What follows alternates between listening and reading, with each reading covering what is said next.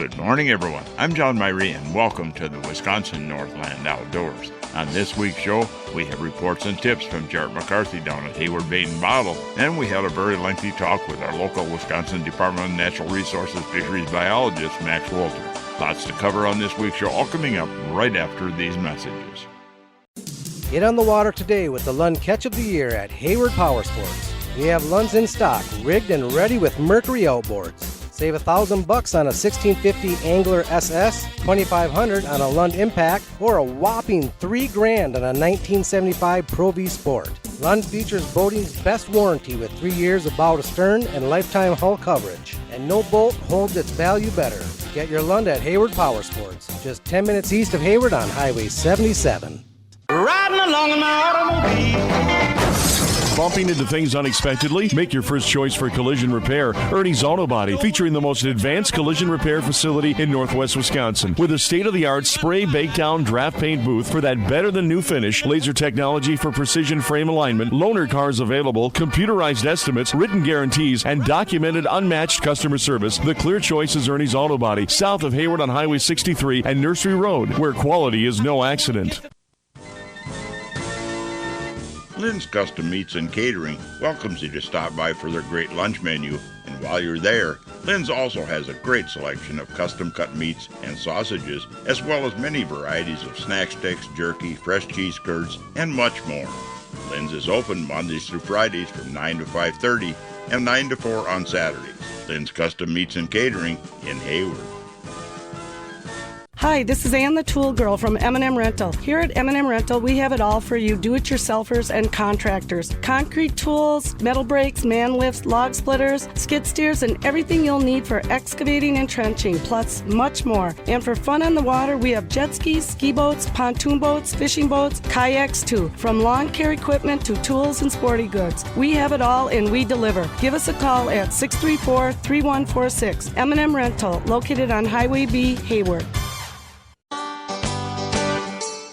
We're down at Hayward Bait and Bottle recording this week, and we're talking to Jarrett McCarthy. And Jarrett, good to have you back on the show here. Yeah, yep, good to be back. You know, in the fall fishing, there's still, people are talking ice fishing right now, but we're still a ways away from that as we're talking here. And, we've got some good opportunities out there for some late fall fishing. Yeah, really good opportunity, especially with the weather that we've got right now. It's a great opportunity to get out there and experience some of this awesome fall fishing that we have with some bearable temperatures. And the water temperatures reflect that too. Water temperatures are still away, over where they should be for this time of year. And we talked about that last week too, as far as everything, like the turnover seemed to run late this year and everything. But we've got the warmer water temperature, especially on the bigger lakes, and a lot of the fish are up shallow right now. Yep, and that's what we were finding. We did a little bit of fishing over the weekend, and a lot of our fish came in, 10 feet of water or less, bass, walleye, pike, or what have you. But fishing's been solid. As far as reports, do you have anybody reporting anything coming in here, guys after bait or anything? Past couple of days, we've had some guys getting out walleye fishing. They're having some good success in 15 to 20 feet of water on clear body lakes. Muskie fishing's been good. Still getting a lot of reports. Still seeing a lot of pictures back there, but other than a little bit of fishing that we're seeing a lot of nice deer coming back too this time of year. Well, and it's getting to be that time of year, and you mentioned muskie fishing, and this is the time of year, and there'll be a diehards out there fishing right till the very end. Oh yeah, yep. The later we get in the cooler water, we seem to have, the bite doesn't speed up, but man, you'll see some really, really big fish for those guys that are fishing those bigger suckers and trolling those bigger baits. Fishing's got its opportunities and its benefits later in the season. We're definitely at the end of sucker season right now. Most guys will be switching over to hard bait with the cooler water and the sucker season ending. And the one thing too we're going to see more guys doing is jigging. And a lot of it, we're standing here by the soft plastic rack, and there's a lot of soft plastics, plus things like the Bondi baits and the fuzzy dozzes, which work really well for jigging muskies. Yep, just that vertical jigging over the side of the boat. The fuzzy dozzes, the Bondis, you got the bulldogs and what have you, just jigging them right over the side of the boat, looking for a strike or what have you. But yeah, we'll definitely get into that after we're well clear of sucker season. And there's a whole new aspect to that, too, the jig fishing with this new live sonar, this forward-facing sonar like the Garmin LiveScope, and there's others out there. But you can actually watch the muskies down there and how they react and stuff. It's very interesting to see them interact with the baits that you've got over the boat, be able to change up your presentation and see how different fish respond to different baits. But you can keep it simple, too, if you don't need a whole lot of equipment, but you sure do miss that equipment when you don't have it. Yep. And fishing is as expensive or as cheap as you want to make it, and maybe you blow that guy out of the water who's got all the fancy equipment next door, or maybe all that fancy equipment, makes it so you have a great day. Either or, there are some old school guys that won't use anything like that, and there's all the new school guys that are using that to help them catch fish. So there's definitely both kinds of anglers out there. You got a lot of new stuff I see, and you're putting up, as we were talking here, when I came in, you were putting up a lot of new ice fishing lures. There's quite a few new things out there this year. Yeah, we've got a lot of new gear coming out this year. So obviously we've got head of the aisle, we've got lake effect jigs in there. They've got some really nice custom painted jigs in the shop. We expanded on Kenders, on clam, on VMC and Rapala. So we've definitely upped our ice fishing selection here for anglers who are looking to get some really nice new looking tungsten jigs or spoons or anything like that that's going to help you catch, some nice bluegills, nice crappies, nice walleyes through the ice this year. So, we're taking a lot of pride in the selection that we're offering here this year with, all of our expanded selections. So yeah, we're hoping that everybody else is going to love the selection we've got here this year. Anything new in the line of augers and shelters and the bigger stuff? So as far as augers, we haven't seen them yet, but Ion has completely renewed their line of augers this year. They've got a couple of new features that we have yet to play with this year, but we're looking forward to getting a couple new models in there. Strike Master came out with their Light Flight 10-inch, so that's that plastic blade with the 40-volt head on it. It lightens up that auger by 6 or 7 pounds, which makes it a lot easier to, go punch a whole bunch of holes if you're tip-up fishing out there. As far as shacks go, we're seeing a lot more shacks that are rolling over to that no-trip door style. And you geared up for the hunting season. You mentioned deer earlier. I know the deer, as we're talking here, are starting to move pretty good. They're moving good. I think the bucks will be right behind them pretty quick. Yeah, we've actually seen 3 or 4 bucks this last week that have come in. Some beautiful, 10 to 12 point deer that are coming in really, really healthy. So if that's the way we're starting the season, I can't wait to see how we're going to end it. And you've got everything they need for both the hunting seasons and the fishing here. Fishing, heck yeah. And hunting, we got everything here. If you're looking to have any work done on your crossbow or any of your archery gear, John and I are here to help you out as much as we can. And then fishing, obviously, we're ready to roll. We're getting ready for ice season right now. So, for guys that are starting to dust stuff off, come on in and stock back up on all your favorite goodies. Well, thanks for taking that time with us here. Thanks for having me again, John. Well, folks, we need to take a break right now and hear from some of the fine sponsors that make this show possible every week. When we come back, we'll be talking to our Wisconsin DNR fisheries biologist for the Hayward area here, Max Wolter. So stay tuned. We'll be back right after these messages. Hunters and anglers, Hayward Bait and Bottle is your one-stop sport and bottle shop in the Hayward area. Stop in and check out the huge selection of fall muskie, bass, walleye, and panfish tackle. They also have a great selection of tree stands, camo, ammunition, scents, hunting supplies, and much more. Gear up for the fall at Hayward Bait and Bottle. And while you're there, check out the bottle shop for a full selection of beer, wine, and liquor, too. Hayward Bait and Bottle is your one-stop sport and bottle shop in the Hayward area. The Hayward Lakes Visitors and Convention Bureau in Sawyer County, Wisconsin welcomes you to our Northwoods hometown. No matter the season, no matter the activity, you'll always be surrounded by our great outdoors. What more could you ask for in a vacation destination? Woods, waters, world-class events. Contact us for information on lodging, dining, attractions, events, trail conditions, and more. Order your free vacation guide and start planning your getaway today. Visit us at haywardlakes.com or call 1-800-724-2992. The Sea-Doo pre-order sales event is on at Hayward Power Sports. The best way to guarantee a new 2023 for next year, and the only way to get the Sea-Doo RXPX Apex 300 Exclusive Edition. As a bonus, you'll get 2 years of BRP warranty coverage for free. Whether you're looking for a traditional Sea-Doo personal watercraft or a Sea-Doo switch pontoon boat, this is the best way to get what you want. Or we still have a few 2022 models in stock that offer no payments and no interest financing for 6 months. See Hayward Power Sports today, just 10 minutes east of Hayward on Highway 77.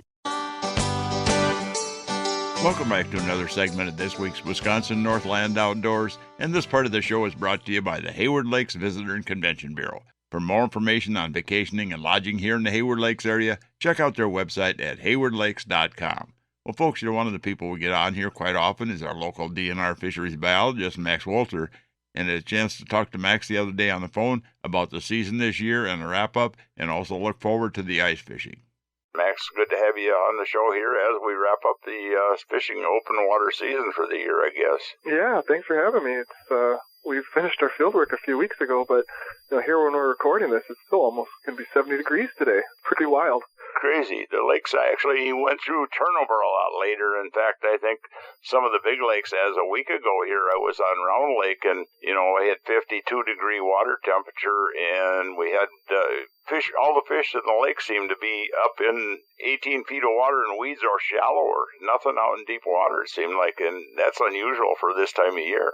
Yeah, and the weather pattern itself's been unusual. It got cold for a little bit, and then very warm, like too warm almost. But it does look like the cold weather's coming back as we get into November here, and so maybe we'll have a normal ice up on our lakes and normal opportunities for people to get out for that early season ice.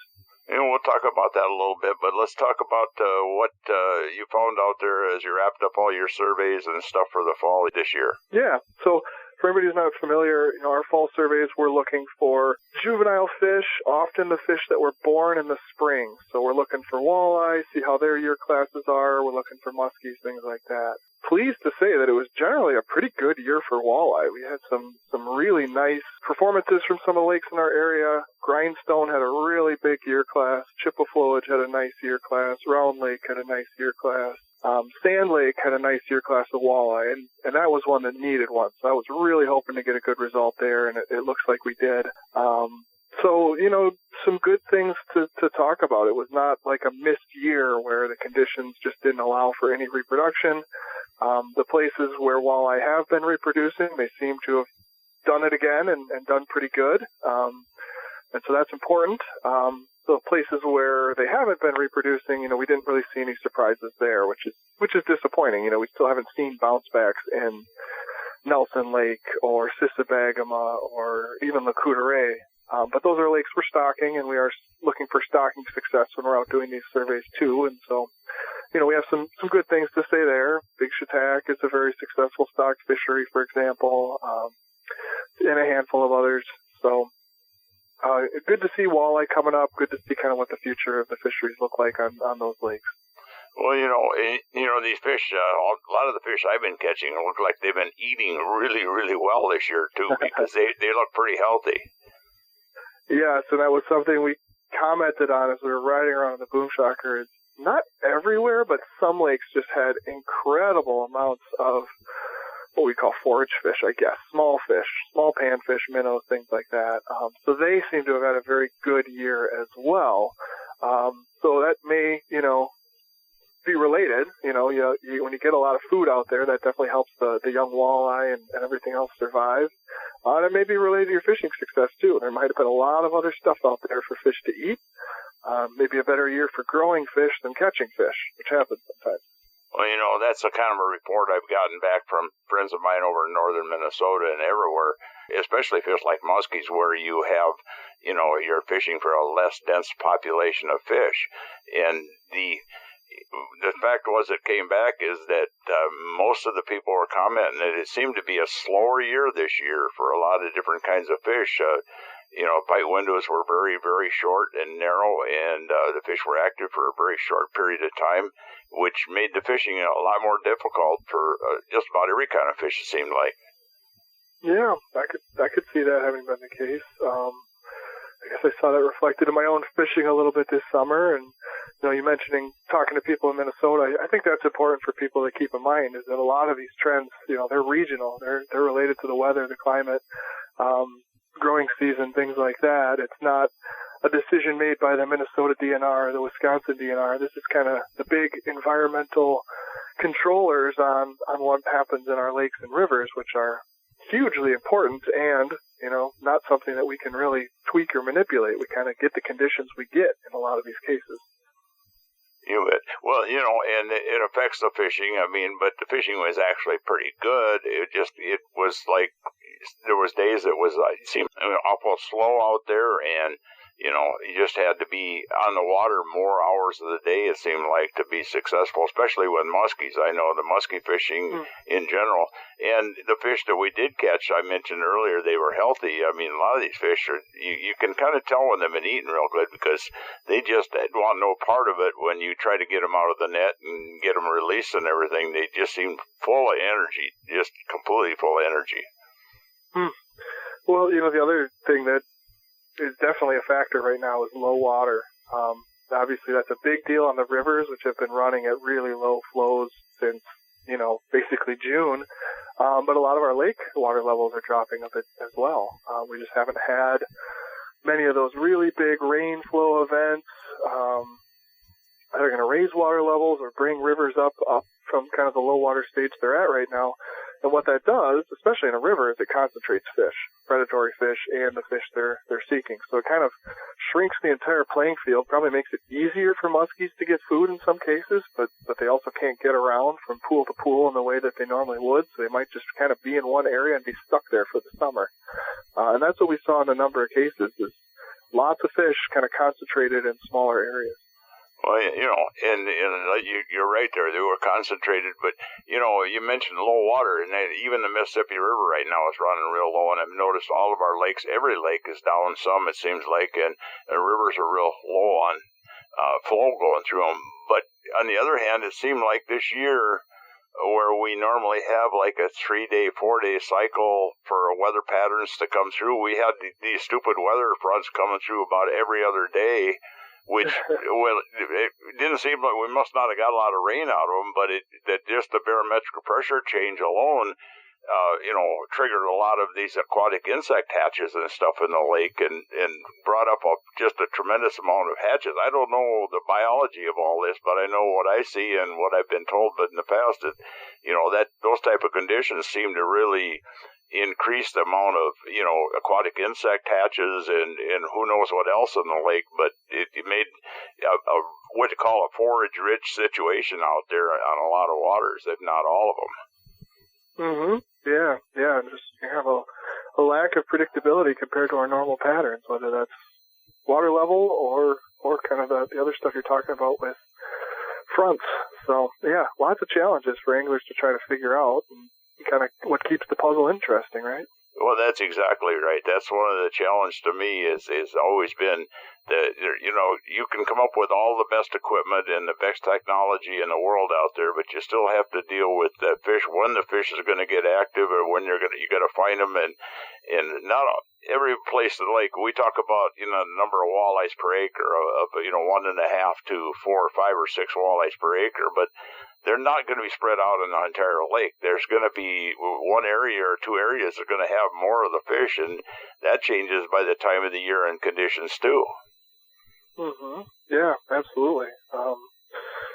And the fall transition that we might have seen in a normal year may have been a little bit off this year with this very, very warm weather we had in late October. I imagine water temperatures are actually climbing a little bit, which we don't normally see. So, the fish are going to be okay. They're going to get through an event like that, but it may change their behavior. It may even end up being kind of a minor cause of some stress for them.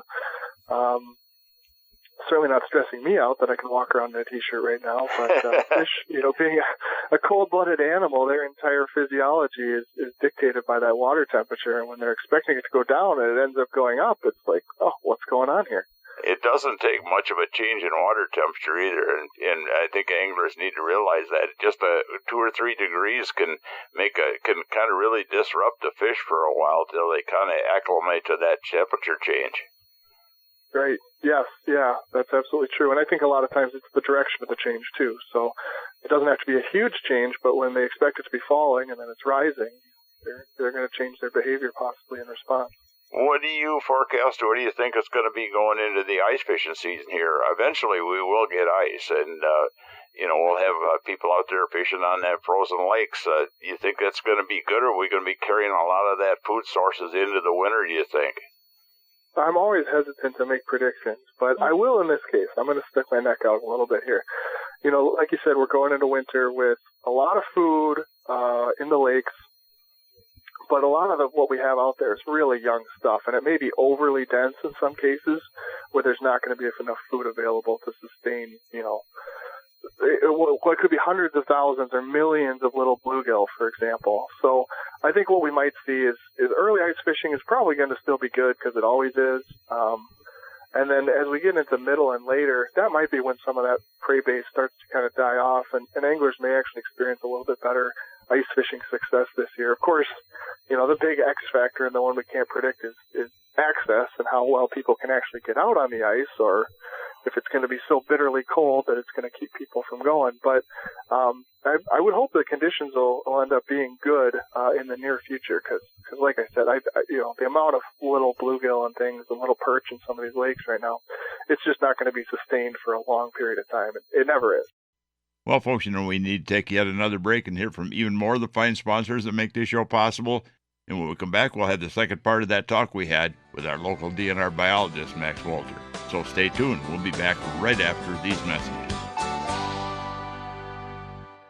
This year, Dr. Ostrander and his staff at Hayward Animal Hospital will be celebrating 30 years. They thank you for your patronage. Hayward Animal Hospital continues to accept new clients and offers urgent care appointments daily. For same-day urgent care or emergency surgery, make sure you call early in the day as appointments fill rapidly. They open at 8 a.m. Hayward Animal Hospital is located 1 mile east of Hayward on Highway B. Call 715-634-8971. If you'd like to have your time fishing be more enjoyable and productive, hiring a fishing guide can be a good investment. Whether it's learning more about fish patterns throughout the year, learning how to use your depth finder to find the best spots and fish, learn how to use that GPS to get the most out of it, or learn better boat control. A day on the water with a guide can really help you to be a better angler, as well as make a day on the lake very enjoyable. To book a guide trip this year or get more information, you can find us on the internet at www.wiscnorthlandoutdoors.com, and then just click on Area Guides. Welcome back to the last segment of this week's Wisconsin Northland Outdoors. And folks, we're going to jump right back into the second part of that talk we had with Max Wolter. An interesting thing, let's talk a little bit about increased pressure on the lakes. We've seen in the last few years, and I'm getting this comment back from northern Minnesota fishing guides I know and everything else, that we're seeing more and more people out on our lakes, which is good having people getting outdoors and fishing, but we're getting a lot of pressure in the technology out there. I mean, like I run Garmin LiveScope units on my boat. It's incredible. I've had days where everybody's complaining about catching crappies, and like this in August and September this year, and there were people that were saying, well, crappie fishing is slow, and I found it slower, but being with electronics and the advantage of having that technology, I was able to get on fish and have some pretty good days out there. When you start adding all that in and an amount of people out there, is there anything we should be looking at as far as, that increased pressure on our lakes? Yeah, well, it's interesting you say that. Some people are saying crappie fishing was slow, but it sounds like crappie finding was just slow. So, yeah, if people know how to use those electronics, they're going to be finding fish more often and in ways that maybe wouldn't have happened 10 or 20 or certainly like 30 or 40 years ago. So, we are looking at this technology question. We've done some work on it. The general trend in panfish regulations in particular has been more restrictive. We're seeing that coming through the Conservation Congress, where people are writing petitions and requesting lower bag limits on lots of waters. We've been doing it proactively on some lakes too. So, that's kind of what the future may hold, is if people are going to be more efficient and if populations are going to be under a lot of pressure, that you maybe won't have that 25 daily bag limit on really popular lakes that can't sustain it. Some may be able to sustain it, and we have some tools where we can kind of look at that and try to make those determinations. But in a lot of cases, anglers seem to be very accepting of it and saying, yeah, 10's enough if that's what it is, or some places are even saying they want to go lower. But that's particularly important for species like panfish, where the harvest interest is so high. I mean, it's what most people are out there looking for to harvest. So, yeah, that's kind of how I see it at this point in time.